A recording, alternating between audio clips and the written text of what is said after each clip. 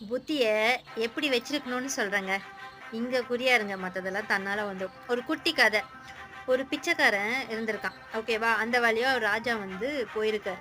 அப்ப அவரு இந்த பிச்சைக்காரன பார்த்து ஒரு செப்பு காச தூக்கி எறிஞ்சிருக்காரு. அந்த பிச்சைக்காரன் புடிக்க ட்ரை பண்ணியிருக்கான். பட் புடிக்க முடியல. பக்கத்துல இருந்த சாக்கடையில போய் விழுந்துருச்சு. அத பார்த்து அந்த பிச்சைக்காரன் டக்குன்னு கைய உள்ள வுட்டுட்டான் சாக்கடைக்குள்ள எடுக்கறக்காக.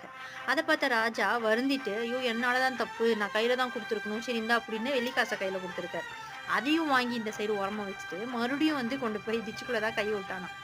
அப்ப மறுபடியும் ராஜா பார்த்துட்டு, "சரி நில்லு தங்க காசு தரேன்னு" சொல்லிட்டு தங்க காச குடுத்துருக்காரு. அதையும் வாங்கி வச்ச பிச்சைக்காரன் மறுபடியும் அவன் சாக்கடைக்குள்ள தான் கைய உள்ள விட்டுருக்கான். அப்ப இத பார்த்தவரு, அ "நான் வந்து நில்லு நான் ஒரு முடிப்பை வழியா உனக்கு தங்கம் தரேன்" அப்படின்னு சொல்லிட்டு ஒரு குட்டி பை வழியா தங்க காயின்ஸ் குடுக்குறாரு. அப்ப குடுத்துட்டு, "நீ இனிமேல் இந்த சாக்கடைக்குள்ள கை வைக்கக்கூடாது" அப்படின்னு சொல்லிட்டு குடுக்குறாரு. அதையும் வாங்கி வச்சுட்டு, அவன் மறுபடியும் சாக்கடை பக்கம் தான் போறான். இத பார்த்த ராஜா கோவமா, "நான் உனக்கு என்ன குடுத்தா நீ வந்து இந்த சாக்கடை பக்கம் போகாம இருப்ப? நான் என் ராஜ்யத்துல பாதி தரேன்டா" அப்படின்னு சொல்லிட்டு ராஜ்யத்துல பாதிய தராரு. அப்பவும் அந்த பிச்சைக்காரன் என்ன கேட்கிறான்னா, நீங்க தர பகுதியில இந்த சாக்கடையும் இருக்குமா ராஜா?" அப்படின்னு கேட்டாராம். விட்டு விடுதலையாக்குவதற்காக தான் கல்வி. அதுதான் கற்றல், அதுதான் படிப்பு. மனிதனுக்கும் மிருகத்திற்கும் இருக்க வித்தியாசம் என்ன தெரியுமா? மிருகம் கற்றுக்கொண்டு பிறக்கிறது. மனிதன் பிறந்த பிறகு கற்றுக்கொள்கிறான்.